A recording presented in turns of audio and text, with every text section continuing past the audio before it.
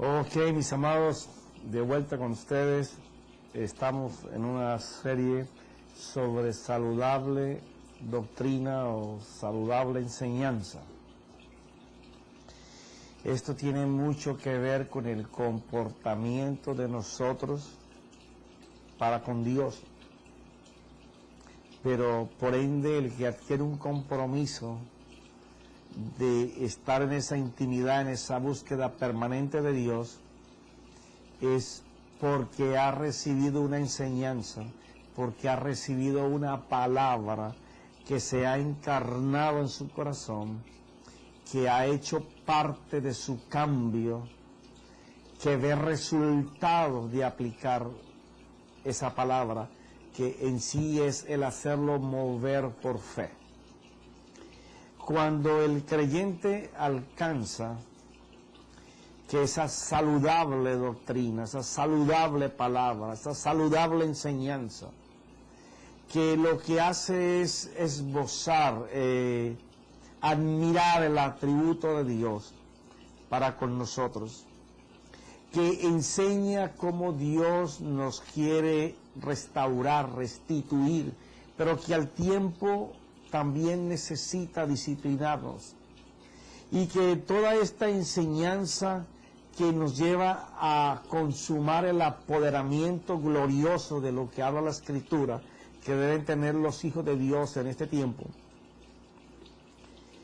nos invita a ser muy responsables de lo que escuchamos y de lo que leemos y de lo que miramos, porque nadie que esté enamorado del Señor va a dejar de hacer las cosas costumbristas, rutinarias de todos los días, para desecharlas y comenzar a gastarse tiempo para Dios, a no ser de que esté enamorado de Dios, o como en muchos casos haya una máxima necesidad de que Dios actúe.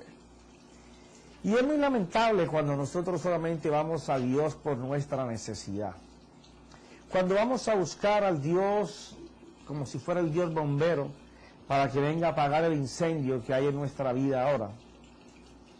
Lo ideal es ir a Dios porque le amamos, porque sabemos que cada palabra que viene de Él es un torrente de agua viva, que no solamente nos limpia y nos transforma de aquel estado de barro y lodo en que nos encontramos, a una limpieza por la palabra. Por eso el Señor les decía a sus discípulos: te lavo los pies, no todo el cuerpo, porque ya habéis sido lavado por la palabra. Aquello tiene una connotación bien clara. Él lava los pies porque los pies simbolizan el caminar diario. Y entonces, si tu caminar diario no está limpio por la palabra, pues la enseñanza no va a afectar tu moral, tu conducta, tu carácter, tu propósito. No te va a hacer caminar en una fe creíble, aceptable y que hace cosas. Pero para que todo esto vaya teniendo un marco, el apóstol Pablo, allí en 2 de Timoteo, capítulo 3, versículo 10, le aumenta un punto más a la exhortación que le está haciendo a su hijo Timoteo. Primero le dijo que siguiera las enseñanzas que él le había dado, para que su conducta fuera transformada e imitara la conducta que el apóstol Pablo seguía. El propósito, el número 3, le habló de la fe, el número 4, ya la hablamos, y ahora vamos a hablar de la paciencia. La paciencia, el amor, son cosas que vienen directamente del Espíritu de Dios. Cuando una persona está involucrada en la vida de Dios y está deseando, anhelando, buscando la presencia de Dios, en el capítulo anterior te toqué algo sobre el reposo. El reposo consolida la paciencia, que es la capacidad con sabiduría que adquirimos de saber esperar el momento de Dios en nuestras vidas. No apresurarnos a hacer las cosas nosotros y a querer que Dios venga y las haga en el momento que nosotros queremos o en el capricho que nosotros deseamos o en lo que nosotros le colocamos a Dios pensando que le estamos ayudando, y cada vez que intervenimos nosotros colocando nuestras manos para hacer para Dios sin ser la voluntad de Dios, la embarramos. La paciencia fue un factor predominante cuando viene acompañada de sabiduría, y esa sabiduría está respaldada por la fidelidad de Dios, porque entonces aquel que está esperando seguro, porque él ya leyó y tiene en su corazón encarnado que cuando Dios dijo que iba a hacer, hizo. Y entonces él sabe que si Dios hizo en el principio, hizo con Moisés, hizo con Abraham, hizo con David, hizo con todo el mundo, hasta el tiempo de hoy sigue haciendo, no hay por qué no creer que lo que él me ha dicho que va a hacer en mi vida no lo va a hacer. Eso es lo que te da el conocimiento de la fidelidad y del amor de Dios. Te da una paz. Aquella paz que él dijo, la paz que yo doy, el mundo no os podrá dar. Porque cuando tú tienes esa seguridad de Dios, tú tienes todo el tiempo disponible para que la voluntad de Dios se haga. Ya tú no estás empujando ni tratando de que las cosas se den, porque tú sabes que Dios está detrás de todas las cosas. Entonces, aquella persona está esperando conscientemente de que lo que Dios dijo lo va a hacer. Y no está en zozobra, en aflicción. Así tenga dificultades o esté enfermo, se encuentra enfrente del enemigo que lo quiere terminar. Él está tranquilo esperando porque sabe en quién ha creído y sabe que en quien ha creído es fiel y que siempre lo que ha dicho lo ha cumplido. Entonces el apóstol Pablo lo que le está diciendo a Timoteo es: las enseñanzas que te he dado no solamente es para que crezcas en tu carácter, en tu conducta, en tu propósito y en la fe, sino para que sepas esperar los tiempos de Dios. Porque en la Biblia hay muchos ejemplos de gente que no esperó los tiempos de Dios. Por ejemplo, al rey Saúl, Samuel le dijo, cuando lo ungió como rey, que esperara 7 días, que él venía los 7 días a ofrecer holocaustos por él y por el pueblo. Eso está en 1 Samuel capítulo 13. Pero ¿qué pasó? Él se impacientó. Vamos a leerlo mejor. Él se impacientó y quiso ayudar a Dios. Imagínate tú. Mira lo que él dice.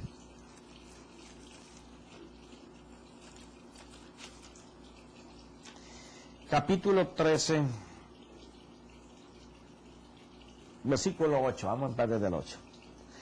Esto fue lo que pasó con Samuel. Él esperó 7 días conforme al tiempo que Samuel había señalado, pero Samuel no llegaba a Gilgal y el pueblo se le dispersaba. Entonces Saúl dijo: traedme el holocausto y las ofrendas de paz. Y él ofreció el holocausto, y sucedió que tan pronto como terminó de ofrecer el holocausto, he aquí que Samuel vino y Saúl salió a ese encuentro para saludarle, pero Samuel dijo: ¿qué has hecho? Y Saúl respondió: como vi que el pueblo se me dispersaba, que tú no llegabas dentro de los días señalados y que los filisteos estaban reunidos en Mismas, me dije: ahora los filisteos descenderán contra mí en Gilgal y no he implorado el favor del Señor.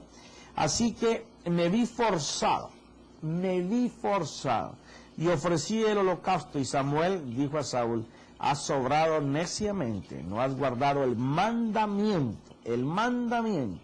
que el Señor tu Dios te ordenó, pues ahora el Señor hubiera establecido tu reino sobre Israel para siempre. Pero ahora tu reino no perdurará. El Señor ha buscado para sí un hombre conforme a su corazón, y el Señor le ha designado como príncipe sobre su pueblo, porque tú no guardaste lo que el Señor te ordenó. Hay algo que sucede muy a menudo con nuestras vidas, y es que nos aferramos a una promesa que Dios nos ha dado, o varias promesas, o de pronto alguien nos da una palabra profética, vamos a suponer que sea buena la palabra, y porque no todas las palabras proféticas vienen del corazón de Dios. Muchas veces la emotividad, la sanguinidad, las emociones del hombre que Dios usa, dice o habla algo que no está conforme a la voluntad de Dios, y después la vergüenza viene sobre uno. Entonces el hombre de Dios le dijo a Saúl lo que Dios le había dicho, que tenía que esperar 7 días que él venía y iba a ofrecer los holocaustos. Pero dice que el pueblo comenzó a ponerse nervioso porque los filisteos que iban a hacer guerra contra ellos comenzaban a prepararse. Y él, por causa de la motivación de lo que él estaba viendo, porque él dice que él vio cómo el pueblo comenzó a moverse, decidió hacer lo que a él no le llamaron a hacer, para ver si así él ganaba el favor de Dios. Y no lo ganó, por el contrario lo perdió. ¿Qué te quiero decir con esto? Cuando tú estás impaciente y tú quieres moverte o que las cosas sucedan ya, porque tú deseas que sucedan, porque Dios te las ha prometido, porque tú lo has creído, y tú necesitas que sea ya, y tú comienzas a tomar determinaciones sin que Dios empuje el proyecto, sin que Dios sane la herida, sin que Dios levante lo caído, sin que Dios coloque su mano de socorro en el momento oportuno, en vez de tapar un hueco, vas a destapar muchos huecos. Porque la desobediencia contra lo que Dios ha prometido sí tiene un castigo tremendo. Por eso hay tantas decisiones con consecuencias fatales en nuestras vidas. Porque nos adelantamos al propósito. Y aunque la enseñanza iba a moldear tu moral, tu conducta, para que pudieras determinar tu propósito y caminar tu propósito de mano de la fe, que de la fe de los principios de Dios, cuando estés desarrollando el camino de la fe, vas a necesitar de la paciencia. Porque si tú no tienes la paciencia, te va a pasar exactamente lo que le pasó a Saúl. Te vas a anticipar a las cosas. Por eso es que la paciencia es tan importante en la vida de un creyente. Tener la capacidad para poder esperar el tiempo en que Dios ha dicho que va a hacer las cosas. De allí depende mucho. Quiere decir que cuando nosotros estemos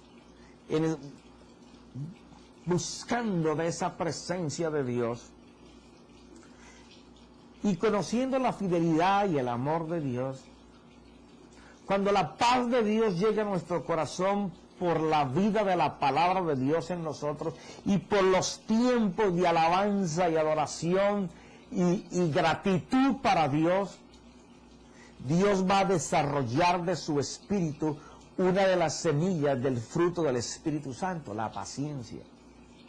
El poder esperar para que Dios haga en su momento lo que nosotros tal vez estamos clamando a gritos, y que posiblemente si llamamos a fulano o a perano o pedimos ayuda aquí o del banco o en la casa enseguida, vamos a obtener la respuesta. Y no que nos tengamos que quedar quietos a que las cosas sucedan, sino estar atentos a movernos bajo la voz de Dios. Pero el que pierde la paciencia se deja atribular por las circunstancias adversas, por las necesidades que tiene, y se va a comenzar a mover a donde primero le abran la puerta. Y ahí es donde está el problema, que tocamos las puertas equivocadas. Por eso la paciencia fue ese factor tan importante en la vida de la presencia de Dios. Entonces comenzaremos a ver servicios al Señor, en donde la iglesia está reunida y todo el mundo está esperando una palabra, porque la palabra que vino ayer o hace 2 días o estos días fue poderosa, y el mensaje quedó por la mitad y tiene que seguir ahora, pero resulta que en ese momento el Espíritu Santo no quiere mensaje. En ese momento lo que el Espíritu Santo quiere es adoración, alabanza, gratitud, y Él va a moverse en esa forma. Pero por cuanto no hay paciencia para escuchar la voz de Dios, sino que ya estamos predeterminados y preparados para un mensaje, por falta de la paciencia, perdemos el oído y la sensibilidad de la voz de Dios. Eso es lo que pasa con el impaciente. Eso le pasó a Saúl. Y así le pasa a todas las personas que por impaciencia, y yo me incluyo ahí también, hemos perdido y hemos dañado la torta y hemos cometido las locuras más grandes por no tener en cuenta el movernos en el tiempo de Dios. Ay, hermano, que eso es muy difícil. Yo lo sé que es difícil, pero es más fácil orar y orar y orar, que es algo que se le ha olvidado a la iglesia. Depender completamente de los atributos de Dios. Porque yo te anticipo que si a Jesús oraba y el Padre le hablaba y Él dice que es el primogénito de todos sus hermanos, de todos sus hijos, de Dios, así como le habló a Él, tiene que hablar a nosotros. Somos sus hijos.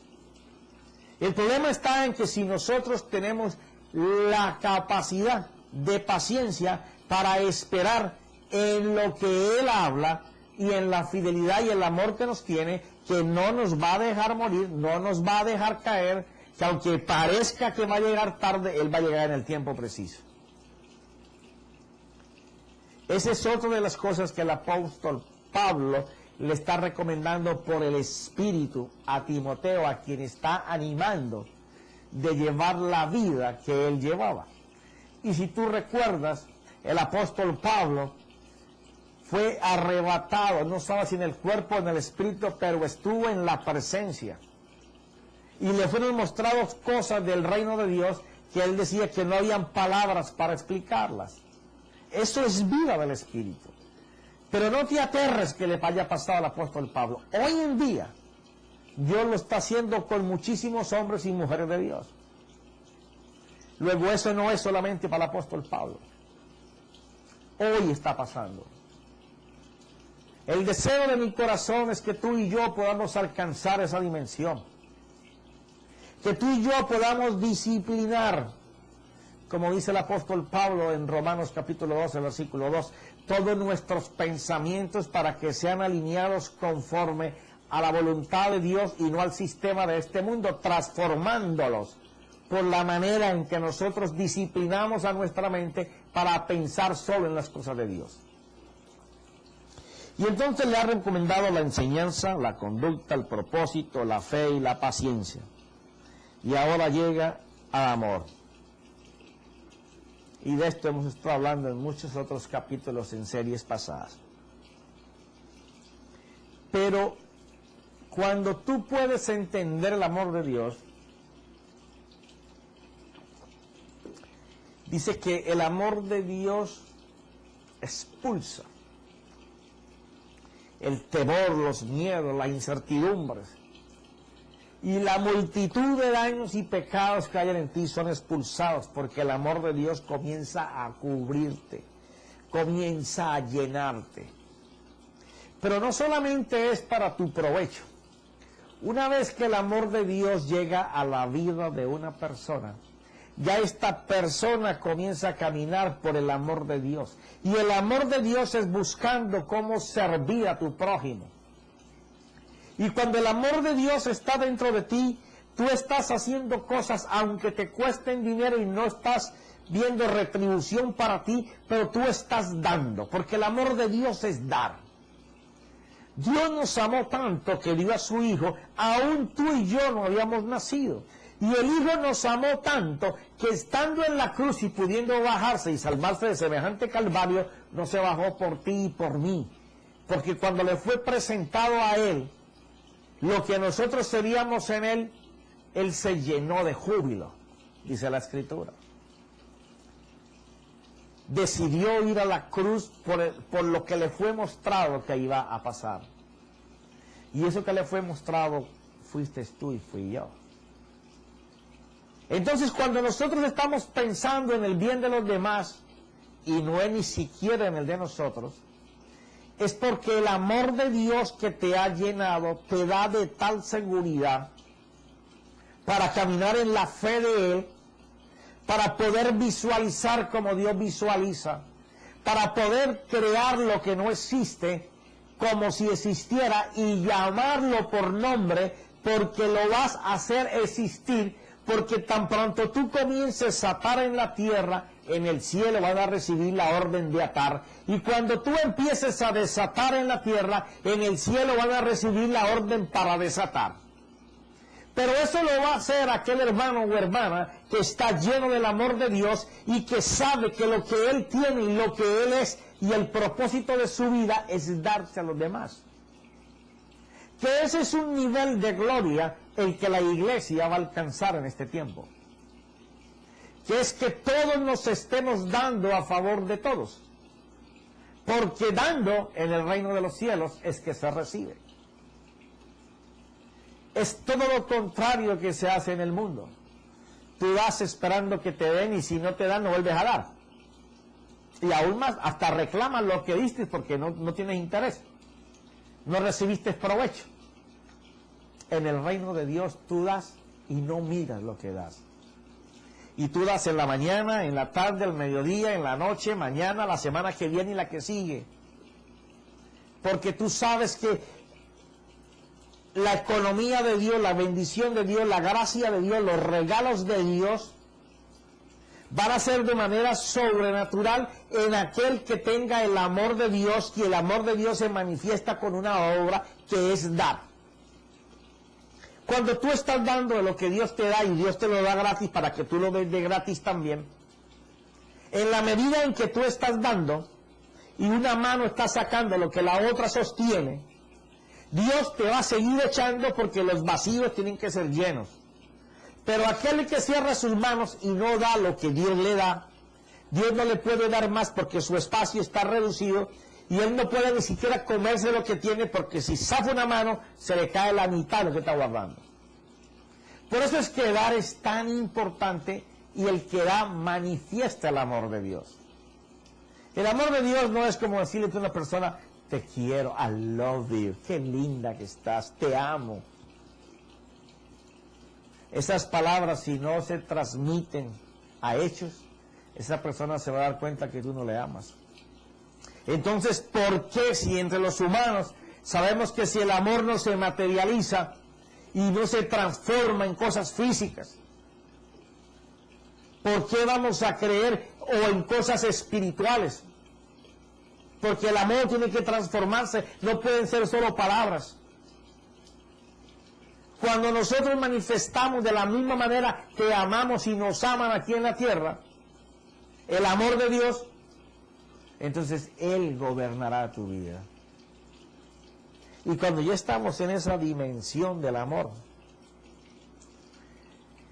la fe, la paciencia, la predestinación, el propósito, los objetivos, las visiones, las carreras, la salud, la prosperidad, nuestra enseñanza, nuestra moral, nuestra conducta es diferente porque todo mundo puede ver en nosotros un estilo de vida que no conocen y todo mundo va a desear tener lo que nosotros tenemos.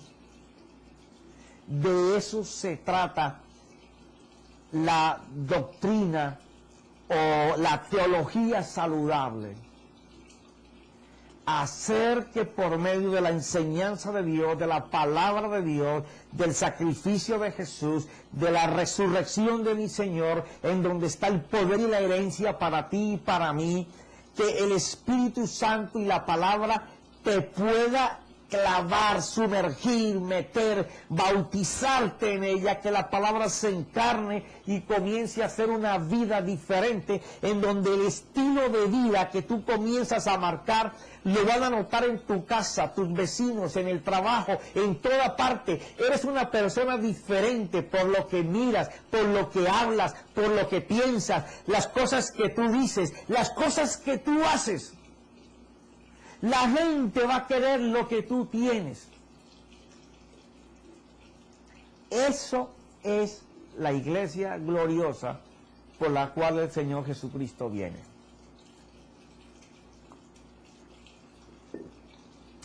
Y sigue el apóstol Pablo, porque son 7 punticos. Hemos leído la enseñanza, la conducta, el propósito, la fe, la paciencia, el amor. Ahora viene una que es bien tenaz, la perseverancia. Hay quien puede empezar a hacer una cosa y sostenerla por un tiempo hasta que se fatigue y su energía decaiga. Pero nadie podrá ser constante si primero no es perseverante. Leía ahora días y veía cómo Walt Disney presentó 301 veces estados financieros a diferentes bancos para que le dieran un préstamo para crear lo que hay en Orlando hoy, que van todos los niños ahí, Walt Disney, ¿cómo se llama eso? Disney World. Y se lo rechazaron 301 veces. Y a las 302 lo conquistó. Entonces la gente le pregunta, ¿cómo usted pudo sostenerse 301 veces presentando estados financieros y pruebas de que lo que usted tenía era algo bueno y no decaer? ¿Por qué tal constancia? ¿Por qué tal perseverancia en alcanzar eso? ¿De dónde sacaba usted la fuerza, la energía? Y él dijo una sola cosa, y esto me encantó. De la primera a la 301 vez estaba aprendiendo a desarrollar un estado financiero que pudiera satisfacer a los bancos. Y cada vez que me rechazaban una, miraba por qué lo habían rechazado y trataba de mejorar esa parte. Me demoré 301 veces hasta que yo aprendí a hacer un estado financiero como el que cualquier banco codiciaría. Y en la 302 me la dieron. ¿Qué clase de aprender perseverancia, constancia, tenacidad? El saber que es un taller, es un ejercicio en donde día a día no se está mirando en perder, sino que día a día se está mirando en ganar. En que ayer fallé en esto, pero esto me trajo como aprendizaje tal cosa, para mañana cuando lo haga no voy a cometer este error. Y si al otro día fallas, tener la suficiente visión de propósito y confianza en la fidelidad del amor de Dios, en que mañana yo voy a solucionar ese punto. Y si mañana fallo, aprenderé otro punto para tapar ese huequito, mientras se revienta otro punto, y voy llenando los puntos hasta que llega un momento en que la perseverancia y la constancia alcanzan el propósito. Sí, Señor. Hay que tener paciencia, de capacidad de esperar con la sabiduría de que la fidelidad y el amor de Dios va a operar. Pero para no fatigarse en esa espera, hay que tener perseverancia, constancia, tenacidad y la energía que solamente viene de la fuerza de Dios. Porque Él es el que dijo que nos daría fuerzas. Y que aunque estamos ya en edad de espera y ya no tenemos la energía de los muchachos, nos iba a dar fuerzas nuevas para inclusive remontarlos a ellos. No es que vamos a leerlo. Mira.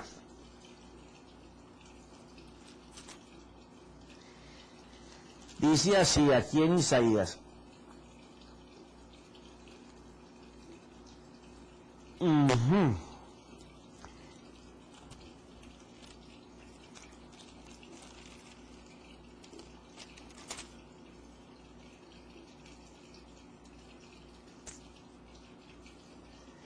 No temas porque yo estoy contigo, no te desalientes porque yo soy tu Dios, te fortaleceré, ciertamente te ayudaré, sí te sostendré con la diestra de mi justicia.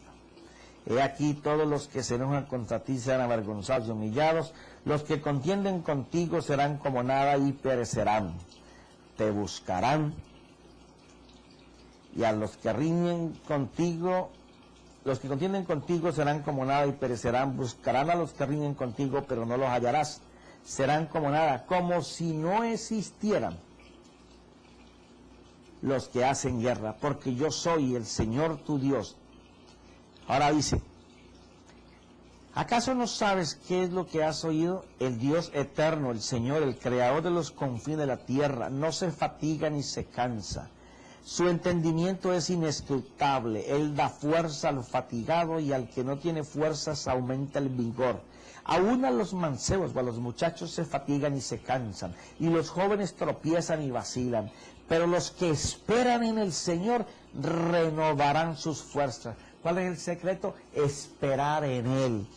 ¿Sí? Y entonces rebosarán sus fuerzas, se remontarán con alas. ¡Qué tremendo! Se remontarán con alas como las águilas, correrán y no se cansarán, caminarán y no se fatigarán. Es tremendo cuando uno sabe esperar en el Señor. Esto me recuerda al profeta Elías. Después de que por su palabra se cerraron los cielos 3 años y no caía agua, y después 3 años y medio después sí se comenzó a presentar para que cayera agua. Y cuando llegó el momento mandó a su criado y le dijo que se asomara a ver si había agua y no había nada, y hasta que en la 7ª vez vio un puñito pequeñito, y él le dijo al rey, que andaba en un carruaje con caballos, le dijo, vete al palacio porque ya mismo va a caer agua. ¡Corre! Dice que el rey se montó en su carruaje y comenzó a ir, imagínense, un carruaje de caballos, a toda velocidad para su casa. Pero ¿sabe qué hizo el Señor? Le dio una fuerza al profeta de tal manera, o lo transportó, yo no sé, pero el profeta dice que corría delante del carro del rey. ¡Wow! ¿Qué clase de fuerza le dio Dios? Esperando que Dios hiciera llover, y lo hizo. Y después le dio una velocidad que él corría delante del carruaje del rey. Eso es lo que el Señor va a hacer con todo aquel que está en la capacidad de estirar su paciencia a convertirla en perseverancia, en persistencia, en constancia, en que sea Dios el que dé la energía para poder correr.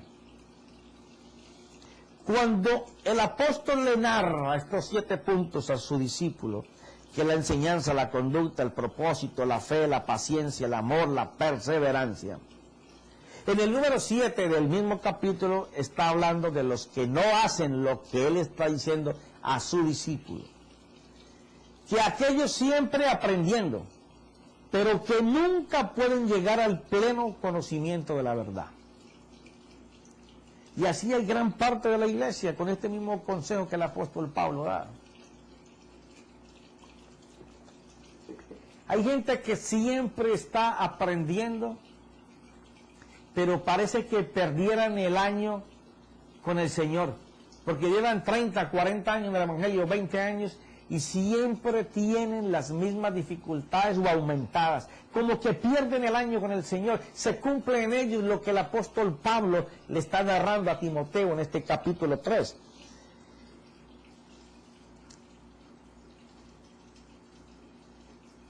Bueno, es que es bastante fuerte aquí el encabezamiento del número 3, hablando de gente que no camina conforme a la voluntad y el propósito de Dios. Dice, porque entre ellos están los que se meten en las casas y llevan cautivas a las mujercillas cargadas de pecados, llevadas por diversas pasiones, siempre aprendiendo, pero que nunca pueden llegar al pleno conocimiento de la verdad. Y dice que esta gente, teniendo la apariencia de piedad, pero habiendo negado su poder, a los tales evita. Es fuerte, porque está hablando de personas que conocen y se llenan de conocimiento, pero parece que no les sirviera para nada, porque no tienen ningún provecho del conocimiento con que se están nutriendo. Ahora yo te pregunto a ti, si es el mismo conocimiento, la misma Biblia, la misma palabra, ¿por qué en uno funciona y en otro no funciona? Porque es que para uno es intelectualmente el conocimiento, para otro es espiritualmente el conocimiento. Profeta, ¿y cómo es eso? Bueno, hay quien busca conocimiento para tener sabiduría, pero hay quienes buscamos conocimiento para poder hablar con sabiduría a Él. Porque cuando tú te presentas a Dios, tienes que presentarte a Dios con la sabiduría de Él, con el lenguaje de Dios. Mira lo que dice Isaías. Mira, Isaías capítulo 48, versículo 16. Acercaos a mí, escuchad esto. Desde el principio no he hablado en secreto. El Señor nunca ha hablado en secreto. Yo siempre he dicho cuando la gente me habla de gracia, soy un amador de la gracia de Dios. Pero viví un tiempo en una gracia carente de la vida del Espíritu, solamente una gracia de conocimiento, soplado, inflado del conocimiento de Dios, pero sin conocer a Dios. Luego me di cuenta que el conocimiento sin la vida del Espíritu era paralítica, era una fe inerte, sin obras, que no producía nada, no producía sino una bella oratoria, un denuedo para hablar de cosas de Dios, pero sin conocer a ese Dios y sin que fuera poderoso en la vida de uno. Entonces comencé a entender que Dios desde la primera página hasta la última nunca habló ley, Él habló gracia. Sino que Dios tuvo que armarle a un pueblo unas leyes para que pudieran conocer la gracia, porque conociendo el pecado necesitarían la gracia de Dios. Parece un rompecabezas, pero algún día te lo vamos a descifrar cuando hablemos de la gracia de Dios. Pero lo que él está diciendo aquí es: acercaos a mí, escuchad esto, desde el principio no he hablado en secreto. Yo he hablado entendiblemente para que todo el mundo comprenda lo que yo estoy hablando sobre la misericordia, el socorro, el perdón, sobre la sangre, sobre la paciencia, sobre la misericordia, sobre el amor. Siempre él habló claro. Desde el momento en que sucedió, allí estaba yo, y ahora me ha enviado el Señor Dios y su Espíritu. El profeta dice que Dios siempre ha hablado claro y que lo que él va a decir ahora lo va a decir por mensaje de Dios, y no es él sino el Espíritu de Dios quien lo va a hacer. Así dice el Señor tu Redentor, el Santo de Israel: yo soy el Señor tu Dios que te enseña para tu beneficio. ¿Para quién enseña a Dios? ¿Para que nos inflemos con su sabiduría? ¿Para que descrestemos a otros con lo que sabemos? ¿O Dios enseña para nuestro propio beneficio? Te conduce por el camino en que debes andar. Si tan solo hubieras atendido a mis mandamientos, entonces habría sido tu paz como un río y tu justicia como las olas del mar. Sería como la arena tu descendencia y tus hijos como sus granos. Nunca habría sido cortado ni borrado su nombre de mi presencia. Esto hay que comenzar a desbaratar cada cosa de estas. Pero hay algo bien importante para cerrar este tema. Dios siempre ha hablado claro al corazón del hombre. El hombre ha cerrado su oído para no escuchar a Dios. Ha desechado la mano de Dios siempre. Dios siempre ha querido que el hombre esté en su presencia, que se alimente de la vida que Dios le da, porque Dios conoce su camino, y la vida que Dios le da va a ser para beneficio en su camino. Pero el hombre se ha negado a estar en la presencia de Dios porque le gusta más estar en su propia presencia, haciendo lo que él quiere de su presencia, de la de él. Porque si él se acercara a la presencia de Dios, todo lo oscuro sería iluminado y el barro sería quitado. Brillaría el resplandor de Dios sobre nuestras vidas. Pero como no sucede así, estamos siempre expuestos a muerte a causa de que el pecado nos codicia y nos alejamos del punto en donde tenemos que encontrarnos con Dios. No que Él esté perdido. Nosotros nos perdemos alejándonos de su presencia. Pero Él es tan bello y maravilloso que dice que si nosotros comenzamos a caminar hacia Él, Él se acerca más rápido hacia nosotros. Y que Él nos cubre con sus alas, nos protege. Pero estaremos hablando en el próximo capítulo de cómo Dios habla para beneficio de nuestro camino. Y no creas que Dios te va a dar por un teléfono o te va a mandar una cartica. Él te habla cara a tu cara. Cuando tu oído esté cerca de su boca. Y déjame decirte que su boca llega del mundo entero. Así que hace falta que tú codicies, anheles, conocer sanamente de Dios lo que conviene para que tú sepas ir a su presencia, porque ahí está la victoria del creyente. En el nombre de Cristo Jesús, amén y amén.